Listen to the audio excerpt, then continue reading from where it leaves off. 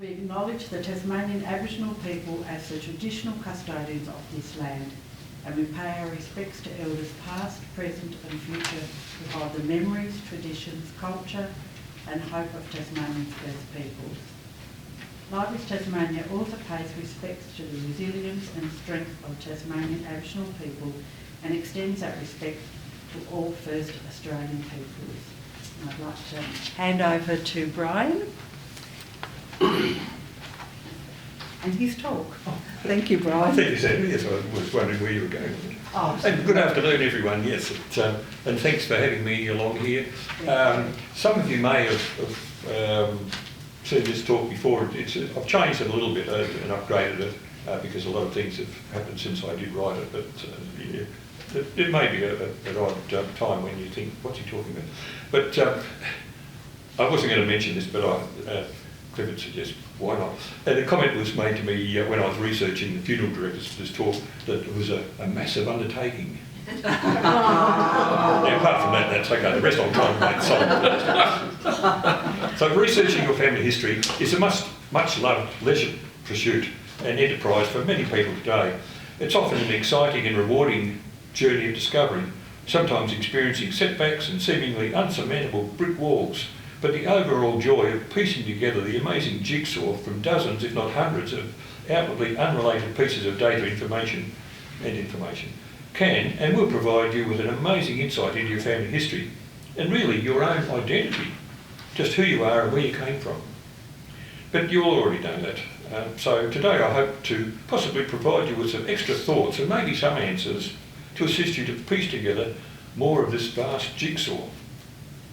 Compiling your family tree and writing up the history of your ancestors can be very satisfying, but to stand at or near an ancestor's last resting place, even though you may never have had any physical contact with them, can be certainly a moving and gratifying, heartwarming experience.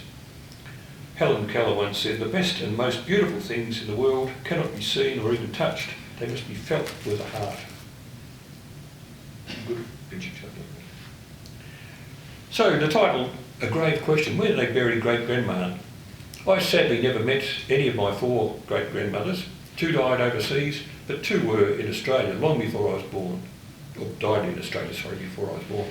But I've located and visited both Australian grave sites. Now, when I just turned 3 years old, my grandfather passed away. I still have blurred memories as a child sitting on his knee, as he taught me little songs in his native German, which I still do remember. My mother told me many years later that I had searched for a long time after his early death, looking for him and wondering just why he was no longer there. Every month as us kids grew up, Mum and my grandmother would clothe us neatly, take us to the station, on the train to Box Hill in Melbourne there, and the cemetery, and we'd place fresh flowers and stand quietly by his grave for some time. I still remember that as a little child. That's many, many years ago. Even though I've not visited his grave for a couple of years now, I've never had a problem relocating it.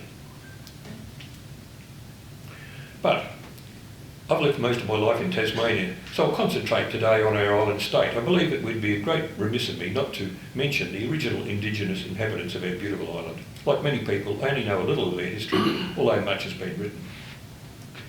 In February 1802, Francis Perron, a naturalist and zoologist, with French explorer Nicolas Baudin, carefully explored Maria Island and recorded his unique observations of the flora and fauna.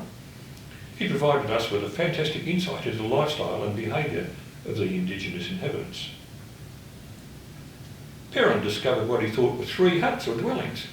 On completely demolishing one hut and digging into the carefully decorated amount of earth inside, he was shocked when he realised he'd just desecrated a burial tomb containing the cremated remains of one of our Indigenous inhabitants of the island. But I need to move past 1803, the colonisation and European settlement of our beautiful island, which we all share today.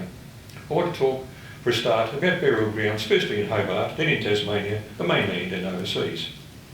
Many of you have possibly attended talks given by Marie Ring regarding the history of early burial grounds and the cemeteries in Hobart town.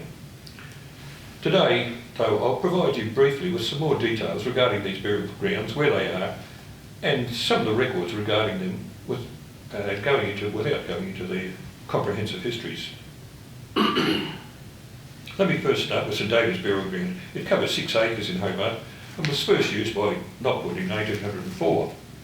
As Knockwood was the only minister in Hobart Town, all burials, Protestant, Catholic, took place for many years. Like many of the burial grounds around Hobart, it ceased to be used after 1872 with the opening of Cornelian Bay Cemetery. When it was later converted to parklands, many of the headstones were lined up around its perimeter wall and later moved into its memorial wall as we know today.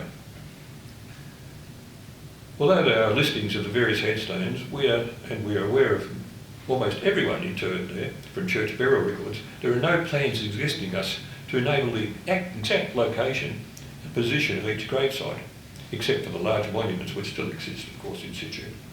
Thus, many of our early burial sites, if you have ancestors buried there, you can gaze over the whole area and just ponder where they are now at rest, but they're there somewhere. As Hobart Town's population of free settlers grew, arriving with them were ministers of various religions who conducted their own congregational burial services in St David's Burial Park. Catholic chaplain Father Philip Colony arrived in Hobart Town in 1821, and within days he had to bury executed convicts in St David's burial ground.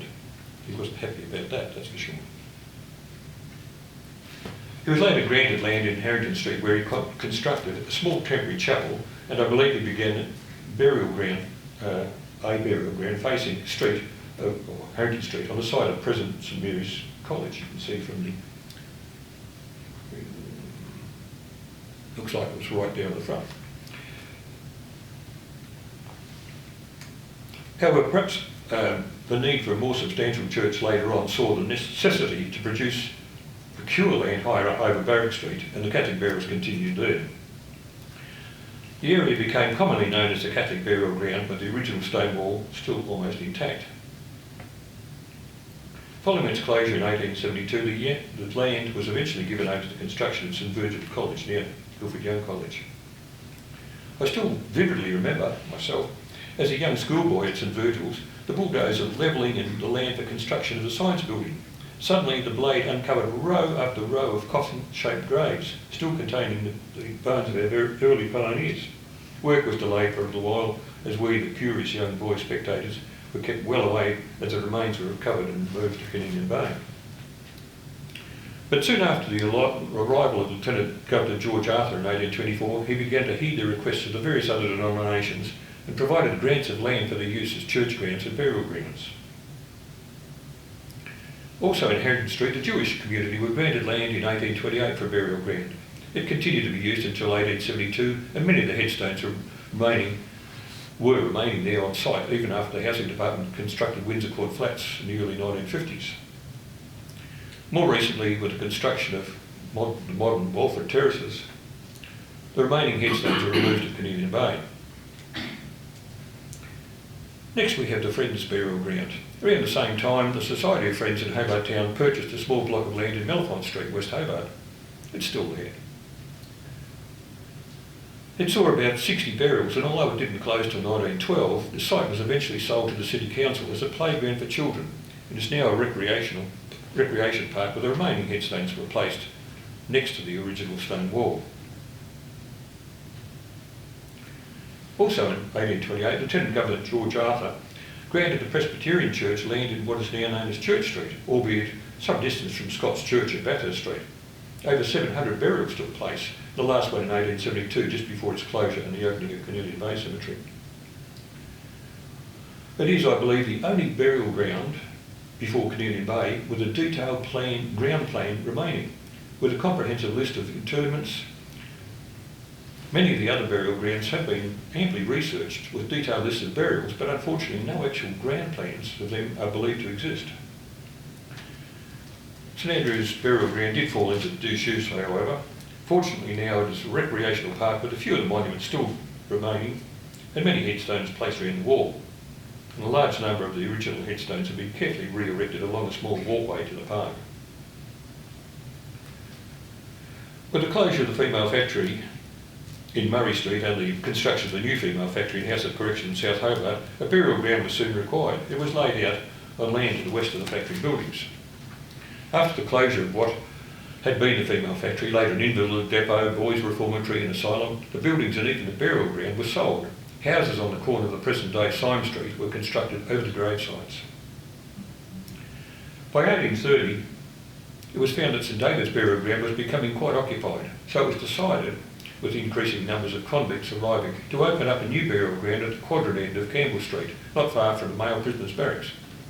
Please note, if you're doing some research, 1845 burials listed say they're listed in the ground of the prisoners' barracks, but they're not at Campbell Street prisoners' barracks, they're actually up in the burial ground up outside or next to the school there in the quadrant. It's just one of those little tricky things. By 1831, the penitentiary chapel was opened at the barracks to the free settlers as well as serving with the convicts. Hence, funerals for both free settlers and convicts took place from the chapel. Or funerals took place from the chapel, sorry. Because of the design of the chapel and steep sloping floors, similar to modern lecture theatre floors, the coffins were brought in via the prisoners' barracks yard and the convicts' entrance. At the burial ground, both convict and free were first buried side by side by Reverend Philip Palmer, who was the dean at the time, in what was later becomes known as the Trinity Burial Ground. Later ministers were not so understanding, of course, or considerate, and buried the deceased convicts well away from the free citizens who frequented the Trinity Parish Church. It's interesting to note that over 5,000 burials were there, with very few parishioners choosing to be buried there rather than being buried in St David's burial ground. That sounds a bit strange. Certainly over 80% of the burials were deceased convicts, with 10% infants or children, and the remaining 10% either free or the original status not known. The government actually paid the church wardens 2 shillings and 6pence for each convict burial, which brought the church in some money. After 1872, the burial ground at Campbell Street fell into disuse, serving as a cow paddock of all things. Later, a large incinerating rubbish destructor was built by Henry Jones, but it didn't last long because the smoke it created drifted straight into the city. The area was then given over to the Education Department for the building of Campbell Street School in 1926. And during the Second World War, multiple air raid bomb shelters were excavated throughout the site, disturbing most of the graves. Several years ago now, I erected this memorial stone there because there was nothing to describe that it was a burial ground. The children at the school are regularly told that all the deceased remains from Campbell Street were removed to Canadian Bay, but that did not happen.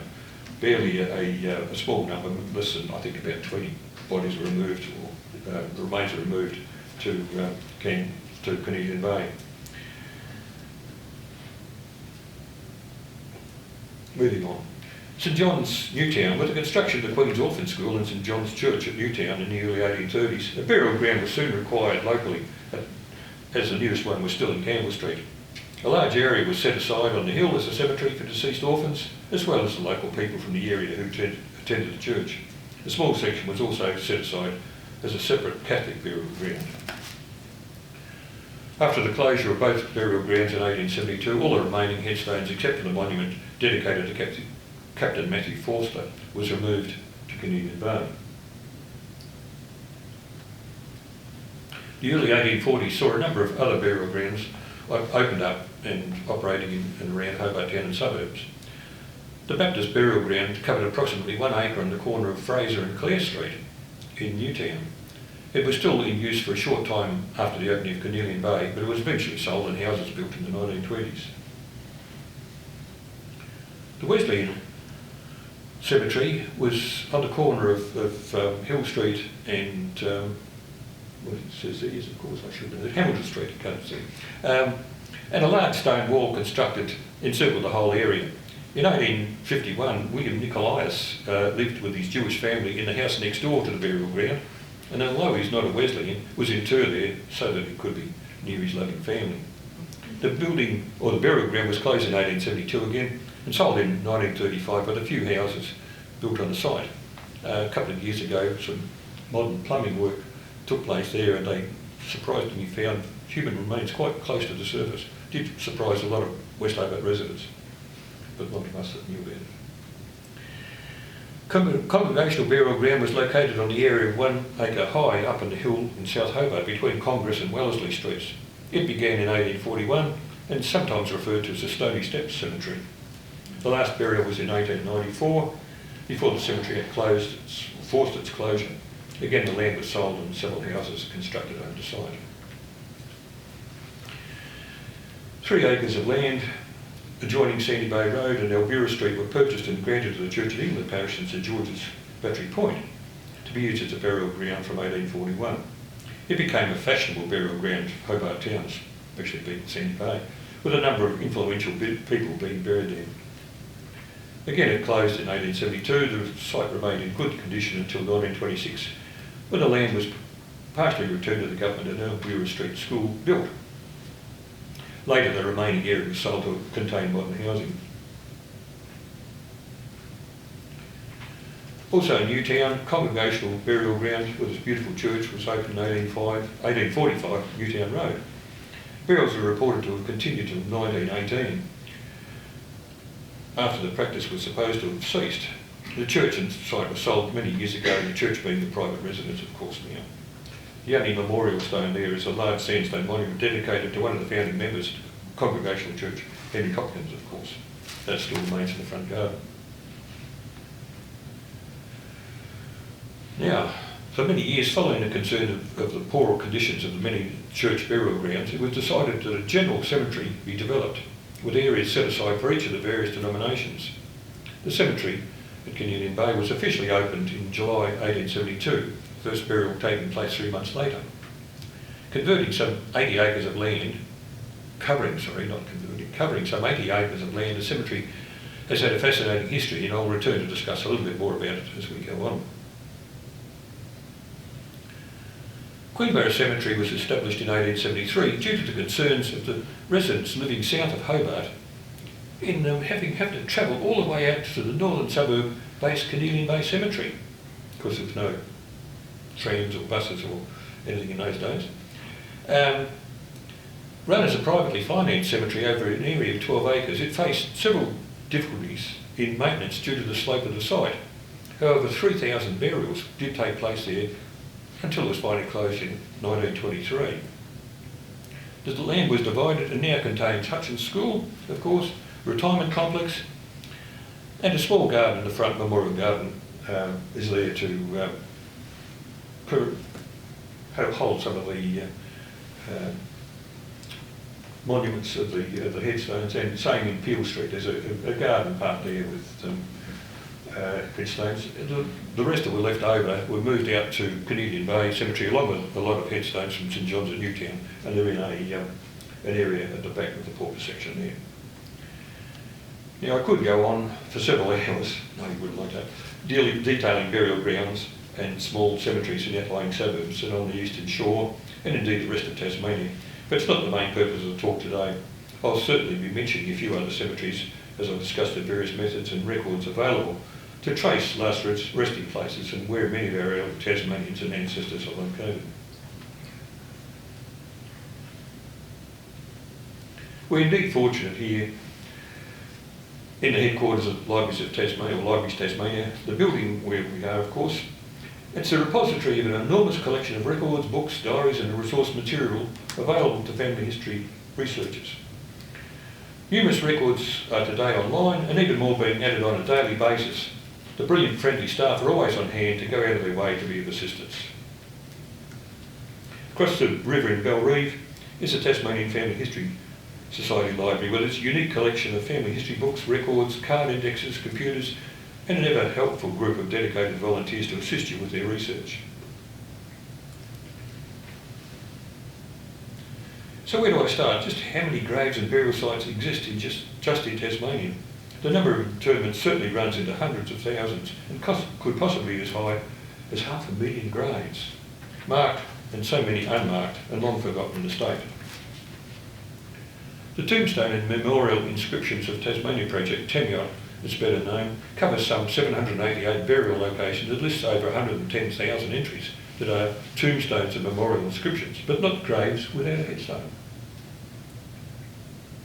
As TEMIOT does not cover Canadian Bay, it didn't last time I checked, well over 100,000, which has over 100,000 graves at Canadian Bay, or Carvilla, with over 60,000 burials.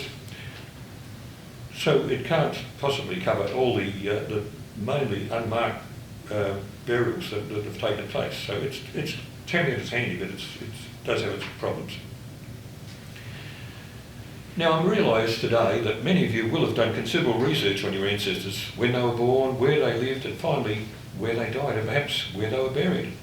However, as my talk is about burials, I will begin with the records available here at Libraries Tasmania.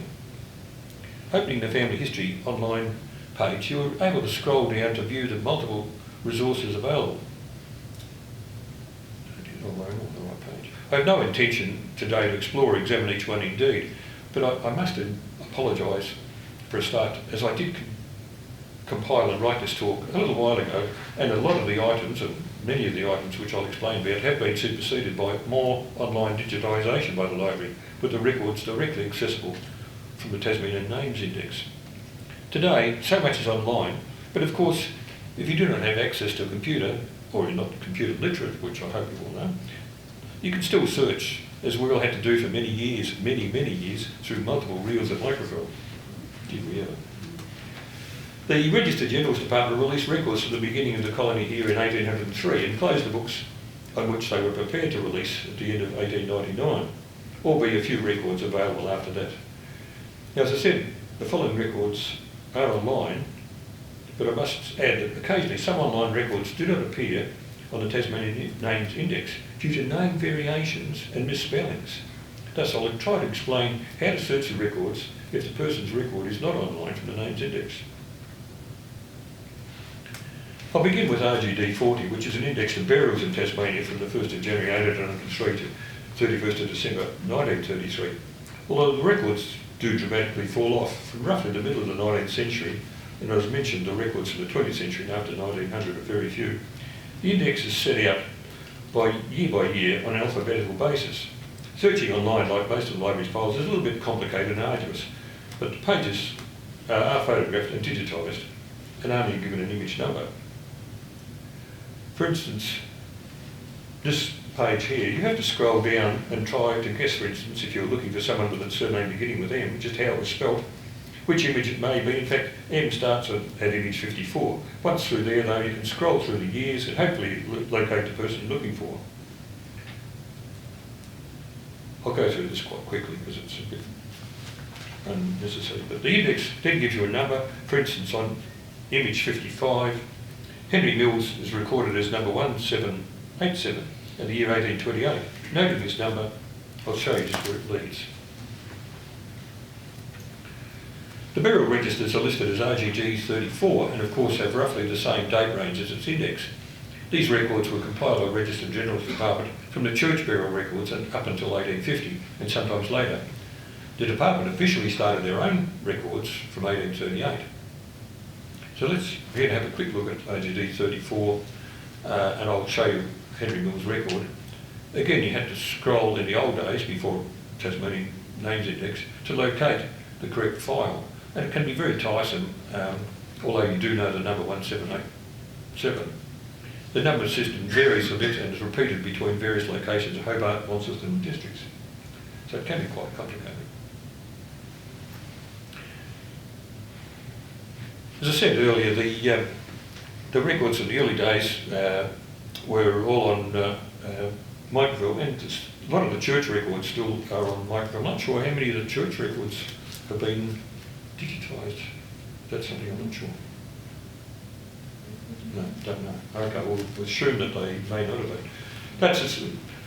It is quite possible, albeit by scrolling through numerous reels of microfilm in the microspace area, search through various church records and discover just where someone had a funeral service and was buried in the church cemetery. So that's worth doing. There's an index book up there on the second floor, 14. RGD 35, the Register General's Department Death Registers, there are a couple of pages I'd like to examine. I've taken a couple of examples, 2 pages from October 1870 and a couple of years before Canadian Bay was open. It'll take too long to go into each person's record, but we can gather a small insight into the services and burials at the time. If we look now at the church records from burials from St David's Church and Trinity Church in North Hobart, we see something unusual. The St David's Church records list nothing as a profession or status of the people for whom they conducted burials in St David's Park. Whereas in Trinity Burial Ground in Campbell Street, every burial lists their status at the time of death, many of them coming from convict brickfield paupers establishments in North Hobart. There are some of those in St David's Cemetery, or certainly, who had been convicts, but were now free by course, so this was possibly why their status was not recorded. On the second page you may notice a number of people who died at South Hobart Cascades Pauper establishment, and it's reasonable to believe that they were buried there at the old female factory burial ground. And I think it's there, yes, right down the bottom there, Mary Gangel, her funeral service was recorded and she was buried in St David's, but several of the others cannot be traced. Why they're not recorded is unknown, really. You may wonder where stillborn, premature young babies who died soon after birth have been buried. Some, of course, have been interred in children's sections of various cemeteries, like here at Canadian Bay. But many others were quietly removed or interred in graves of completely unrelated people who were being buried in the following days. Virtually no records were ever kept from the hospitals of where, or the midwives who attended the births. In the early days, as there were no laws governing the disposal of a premature miscarried fetus, it was common practice for the midwife to quietly remove these little bodies and dispose of them privately, sometimes by cremation in their own fireplace at home, or merely burying them in their own yard or in a plot known to themselves. Sorry, it's terrible, but it did happen. We do have records of it. Although the convict department has fortunately left us with some remarkable records, they either did not consider recording convict deaths as very important, or else the registers did not survive into the mid-20th century. And the transfer of a lot of the convict records to the archives department, we have no idea what did disappear, of course, because they were all burnt. The ones that we know about are the ones that still exist. Thus, we only have two Con 63 registers existing between 10th of June 1840 and the 5th of July 1874. The two volumes are online, of course, and arranged alphabetically by death year.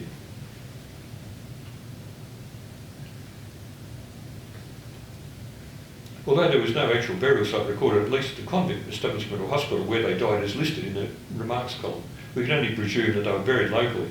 In Hobart Town, if they died in hospital, it was supposed that they were interred at Campbell Street Prisoners Burial Ground. It's interesting to note that record 2325, Thomas Griffiths Wainwright, a well-renowned artist who is going to have a display, something about him, I think, at Teameat, was still a convict with a ticket of leave. He died in 1847, but his death was not recorded until 1849, 2 years later, and presumably he was buried at Campbell Street. We still don't know that one. Let's move on to Canadian Bay, where the first burial took place on the 5th of October 1872. The old burial grounds around Hobart were ordered to be closed, but many did not, as I mentioned, until forced to by the government. Because of the limitation of my time, I'll present you with one example, discovering that the last place of someone at Canadian Bay, along with many records, would still exist and contain extra information, which may be of assistance when you're compiling your family history. The lady I've chosen was Mary Blay. She was a devoted wife of a long-serving Tasmanian executioner, Solomon Blay. I have a particular interest in them during my research into Solomon. But they have no descendants, but I have adopted Mary Blay as my Tasmanian great-grandma, because all my others were overseas. I'm allowed to do that.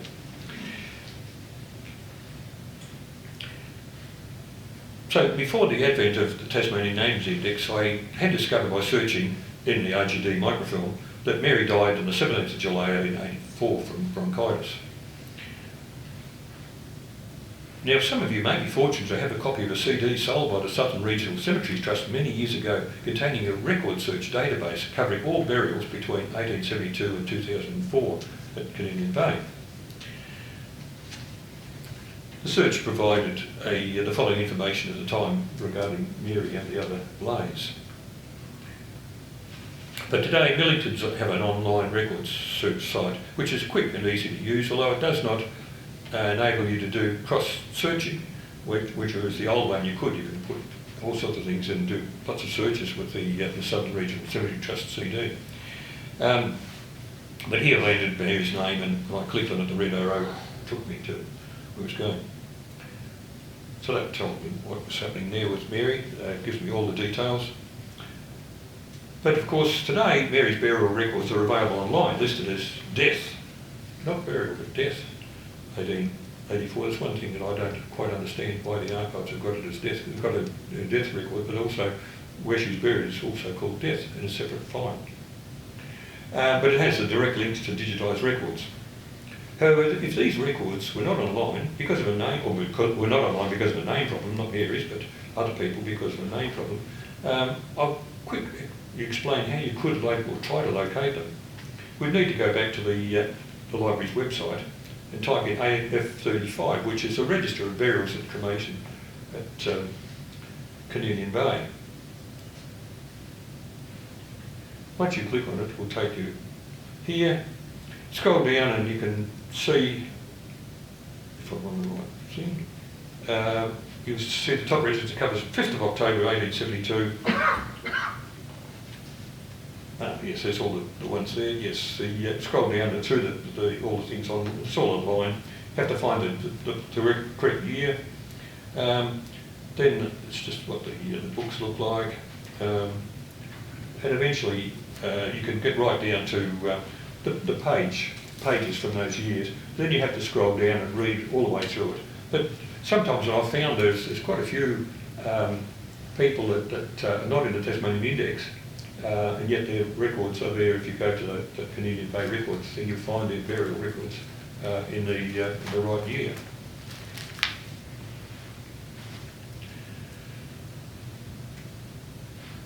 But Mary's, if we go back to, where are we? I'm lost, sorry.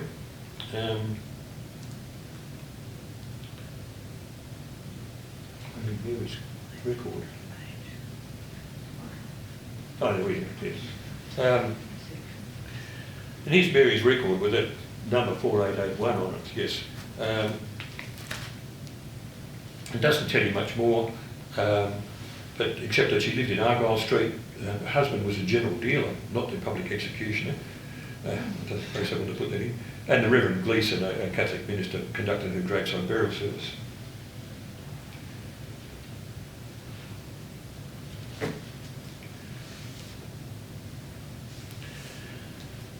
So this is the layout, the general layout at Canadian Bay. The office there at the front of the cemetery is a really helpful place. They can provide you, albeit at a small cost, plans of each section, which lists the names and people buried in each plot, and also each grave has a headstone, enabling you to easily find the grave site. This is from a very early copy, but you can see that I've highlighted just where Mary was buried, up in the top corner up there. She didn't have a headstone, and it was quite easy to find the spot, which I've just marked out there in the area there. It's quite close to Martin Cash's monument, if you know, if you've ever seen that out there in Indian Bay. But Mary's grave was still a public grave and couldn't be reused at any time, or could be reused at any time. Obviously, back in 1884, even though you were buried out there at Canadian Bay, unless you paid for the burial, the whole site, someone else could be buried on top of you later on. But that didn't happen with Mary. Luckily, when Millingtons took over, they only required a small fee to convert the grave to from public grave to a private grave, which enabled me to erect a small monument to Mary on it. So I did make this quick little thing. So it is listed there. Everyone knows that it's Mary's buried there. Okay, moving right along, just keeping an eye on the time, which is now okay.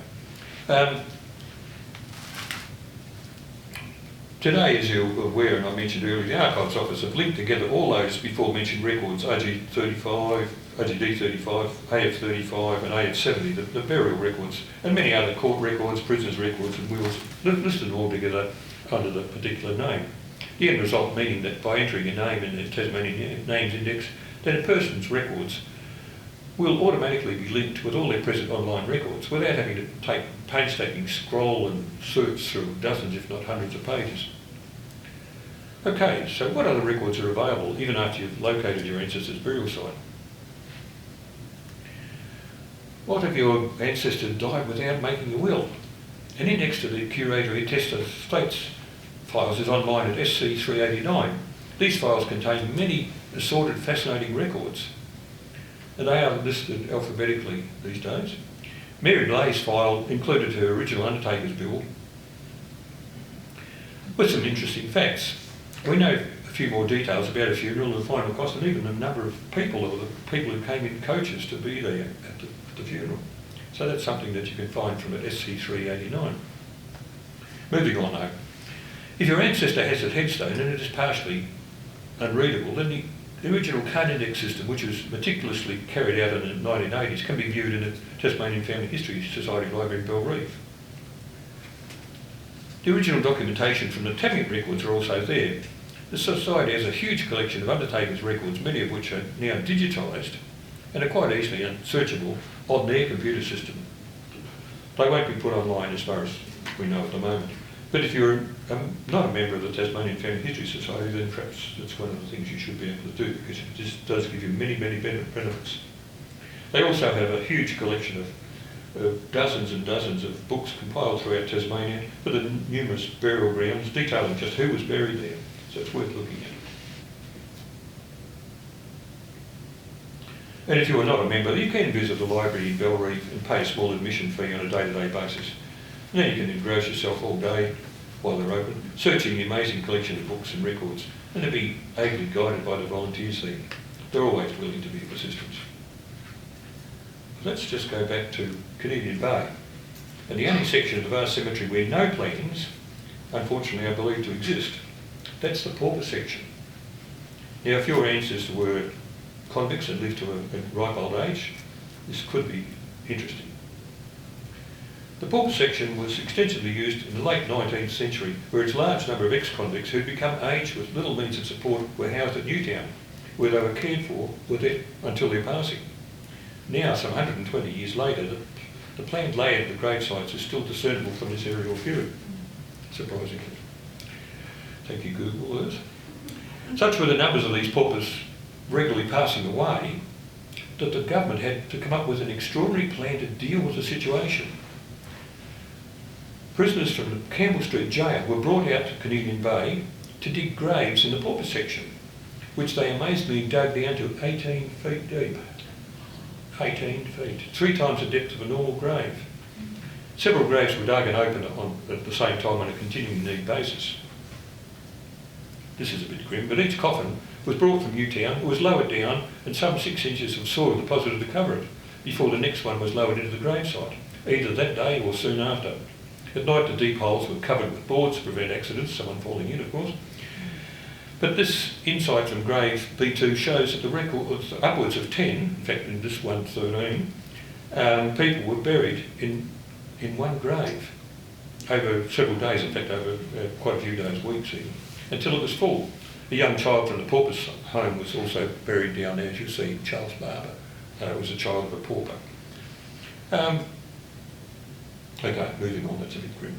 Today, the huge Guard Memorial crypts, 2 of them now cover much of the Pauper A section. The remaining parts of A and Pauper B section are on this grassy park area, at the rear of which are the headstones from St John's Park and Queenborough Cemetery, and you can see the memorial crypts down the front there. In the 20th century, the upper part of Pauper B site became known as the government area, to take it away from the idea of being paupers. And it was used by various government-funded departments for burials, including deceased jail prisoners and people like that. It's interesting to visit the Paupers area in early spring. And surprisingly, even after all these years, the grass grows much quicker and stronger over each of the grave sites, due to disturbance of the soil and the sustenance below. and it could be quite possible to actually map out the area. So in theory, a plan could be drawn up, albeit numbering the original graves could be quite difficult, as we're unsure if the original numbering ran left to right or right to left in every section. You could pick out the odd numbers of rows, but it's a project to be done. There is a small encircled garden with this monument to the paupers, but unfortunately is easily overlooked by visitors to the cemetery. You can put you can see there, people have put little monuments there to their ancestors in that paupers memorial garden. Now, notwithstanding our Indigenous inhabitants originally practicing the practice of cremation, official cremations had only taken place in Tasmania since 1936. All cremations have been recorded, of course, same as burials, but it's up to the relatives who collect the ashes of their loved ones as to what eventually happens to those ashes. Yes, there are areas at most cemeteries today where these ashes can be deposited in gardens or sites or walls. Cemeteries do not record these, cemeteries do record these deposits, of course, and plans of the sites are available at the cemetery office. A lot of families, however, choose to keep these ashes themselves, sometimes openly displaying them for family members, or just quietly storing them. Numerous families secretly burying them somewhere, private, or indeed scattering the ashes at sea, up on the mountain, or in creeks, or in some special location beloved by their ancestor. The Carpella Cemetery in Launceston has, similar to Millington's, an online search facility. Put the name in, and the site will give you the age, service date, area, location, and where the person came from. There's a nice map and plan of Carpella. The plans for each site, you really have to go to the office to get a close-up plan, but you can work out from this and searching around. If you look at a few other headstones of other people buried around the same time, you will find your ancestors' graves without too much trouble. Launceston Prisoners Burial Ground is up on a hill in near the Glendew School. It operated from 1846 until the 1870s. It does require a little bit of work going through and trying to find something on it, but at times, again, the graves do stand out. But several years ago, the students from the school, Glendew School, laid out a brick pathway across the area, and it features names and information researched from a lot of known convict records. Now, as I mentioned, Libraries Tasmania and the Family History Library contain many books listing burials from the many cemeteries throughout Tasmania. There's no need to go through them all today, but the Family History section here in Libraries Tasmania is a great resource, and the computers contain many digitised lists, files and resources to help you with your searching. There are numerous sites which you can also access on your home computer, like this one, and find lots of interesting resources. Likewise, at Bellreeve, there are racks and racks of suitably compiled books and resources, and on their computer there's a list, this is a list of all the things that they have. You can search through there at the Tasmanian Family History Society. Naturally, they all contain variable resources from local areas, the histories, the inhabitants, photographs and stories which could help our research. Then there are some 29 local councils around the state who also, not surprisingly, do have amazing collection of resources stored away, and most small council area staff are only too willing to be of assistance. Time is getting on, as I said. Yes, okay. I have to say that I did mention at the beginning going to the mainland looking for my great-grandmother's burial site, but let's just have a look at some others there. The Public Records Office Victoria has an incredible number of records online, including Old Melbourne Cemetery list of people buried there. There's not a lot of on the burials, but that I think it's where Victoria Market is these days, where the old cemetery was. Of course, it's long gone underneath the market. But there is a good site there, the Melbourne Cemetery Trust, the Greater Metropolitan Cemetery Trust it's called. That's extremely helpful. But there are so many cemeteries in and around Melbourne, and I'd just like to show you the quick search which I did to locate the last resting place of my great-grandmother. Again, I put a name into the Melbourne Cemetery Trust site, and for years I had no idea where she was buried. I'd asked my father, but he only ever told me that his grandmother was widowed at a very early age, and her children were put into care of her brother-in-law and taken interstate to Western Australia, in fact. But according to that there, she was buried at the Burwood Cemetery. So I managed to get out to Burwood Cemetery. They have a good plan online, which was helpful, of course, and to search and eventually find her grave there. It was quite something special to be able to stand there and view and know that my remains of my great-grandmother were just so close to me. I presume my grandparents had erected the Celtic cross. No one had ever mentioned that, of course, but they were, my great-grandparents were Irish, of course, and my great-grandfather, the headstone mentioned him, he's been actually buried in a cemetery in Bendigo because he died in his 20s, unfortunately. I was not so fortunate in searching St Kilda Cemetery where my great-uncle and aunt were buried. They had a special link to them, but the cemetery has no plans. The grave sites are overgrown and somewhat dilapidated. And if you have convict ancestors who passed away in Norfolk Island, the records there can be assessed by their very helpful research centre. The first early settlement burial ground is now just an unmarked seaside park, but the second convict area and the Pitcairn Island Cemetery area is well researched and recorded, but you really need to go there because sometimes they can be a little bit slow in answering online questions, and there are fees involved, of course. Marar Island, of course, there are several burial grounds on Marar Islands from the first convict settlement and the later probation era. Unfortunately, few records exist from that.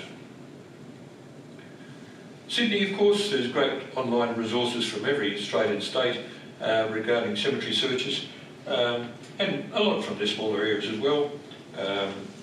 Sydney's good, Brisbane's quite good, Adelaide is excellent, and Perth as well, of course, at Karrakalla Cemetery there and some of the other cemeteries. But these brilliant resources are not only limited here to us in Australia, limited to Australia. Thus, with the help of Google, you'll find brilliant search engines in many countries. The Billion Graves site, of course, is interesting. They ask for volunteers to help them all the time, and yes, it is quite handy that sometimes I have found graves of ancestors in England through Billion Graves sites. Archives, England are okay, but you have to be a member, and you do have to sign up to become a member to search all their records.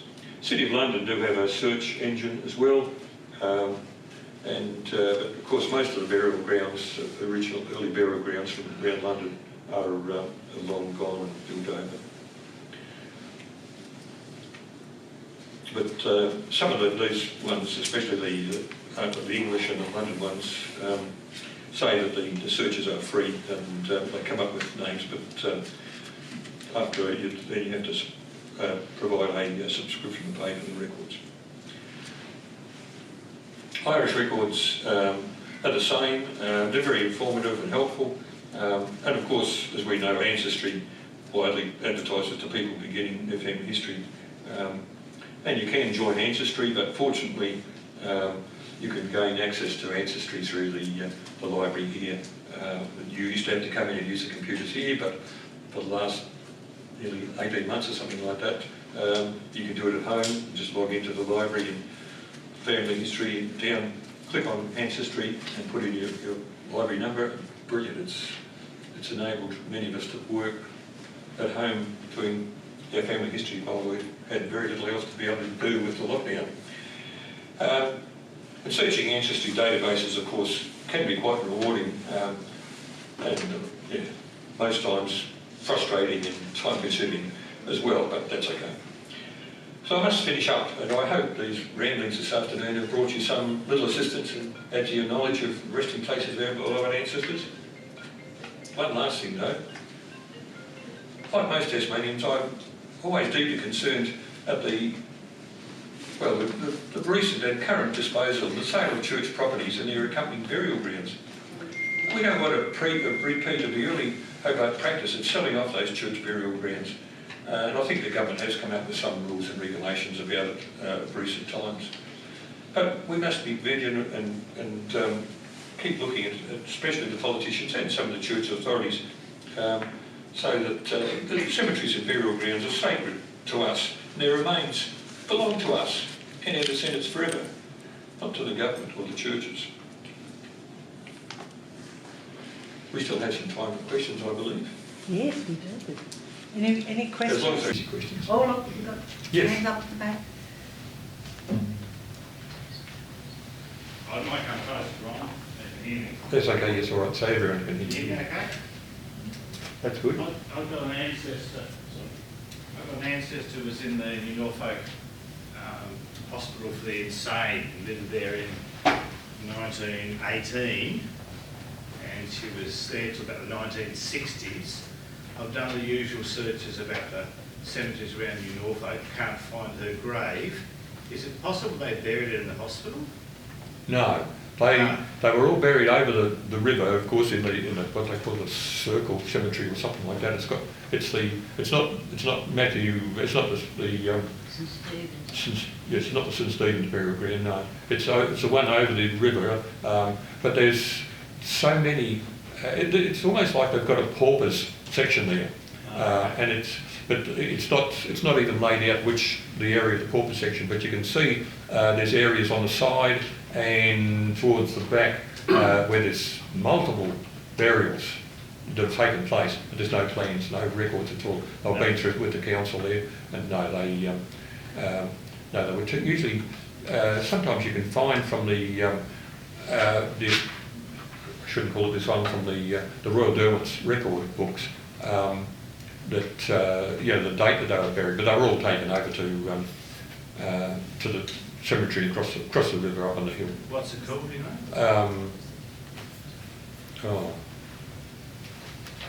No, I'm not sure. But look at it. Just put it in New Norfolk Council, and you'll find it on a map there. But it's. Are some of them at Malvina? The more recent ones, I think there's some at Malvina. It's possible. I'm not sure. Just Yeah, I've got one from Royal that's at Malvina. Oh, okay. Oh, Yeah. Okay. So that's The more recent ones, anyway. yeah, which is surprising. Maybe because certainly the pauper section there in New Norfolk would have been crowded. Yes, because it's not a very big cemetery. And I think the one on the other side of the river, if you find a sports centre, it's not too far. Yeah, it's near the railway line. Yes. Okay. And you mentioned about the case notes when they're doing hospital. Are they held in the archives? Yes. I've looked at some of them. Yeah. I looked at her case notes. They don't record her death. We are working on, we've got a project at the moment with the deaths for Right. Royal Derwent. Because I've got, they are available because some of the work. yeah, and they're actually being digitised at the moment as Right. well. So, but the records are there, and we just had some more, like Brian was saying about the Tasmanian Names Index. The convicts, we've got more, the Port Arthur convicts is now there, and we've got the births up to 1920, and we've got the inquest findings as well.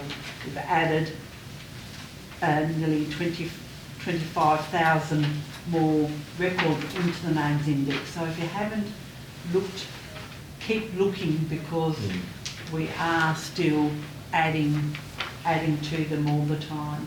So if you looked a couple of years ago, you might think, oh, it's no good looking again, but it actually is worthwhile because we've got a lot of people digitising, doing digivile, that's all now. I'll have another look. Thanks very much. So have another look, and we are doing the records for Royal Derwent as well. But a lot of the church records, see, they haven't given us the church records. The church are a little bit The church. funny a little bit about giving records over, yes. Yeah, that's the reason we can't do anything, because they hold their records, they haven't. But so unless someone in the family arranged for her to be buried somewhere else, you think she'd be buried at the cemetery across the road there? Well, but you really need to check with them. When did the Malbina one start? There must be. Oh, it's got some old stuff in there too. Yeah. Yes, I wasn't aware of that, but yeah, if you can't find it from the records from Royal Derwent itself, that because they say certainly the person I was researching, his record was there from the in amongst the file, his file from Royal Derwent that had his. I've read through all those, but there's no record of a death. Oh, okay.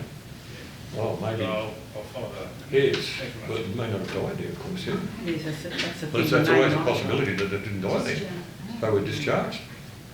No, I'm pretty certain. I have memory of visiting as a young child, and she died up there. My parents used to visit her. Yeah, okay. So, okay, thanks very much. All right, thanks. Any other questions? See, that was easy. It is.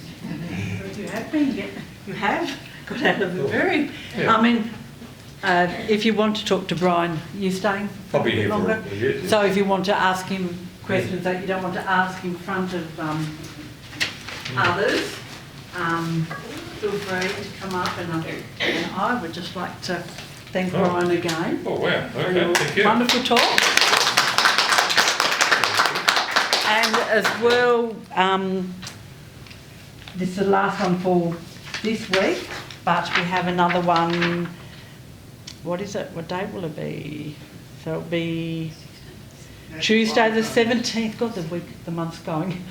It'll be 17th of August, and that's with National Archives on Tuesday, and then we've got the House Histories on Wednesday, and then we have Julie Goff talking about the missing Aborigines on Thursday. I know that Julie's is already sold out, but if you really want to come, please come, and I'll put out some more chairs for it, because we do find that if it's a rainy day or a cold day, some people go, they don't come, and I'd hate for somebody to miss out when there is a spot. And as well, somebody has access to the Mercury Online using Newsbank. So if you'd like a step-by-step, I've got I scribbled it down. I've got some step-by-step instructions. So, and I've got cards for you, bookmarks, pens. So feel free to come up and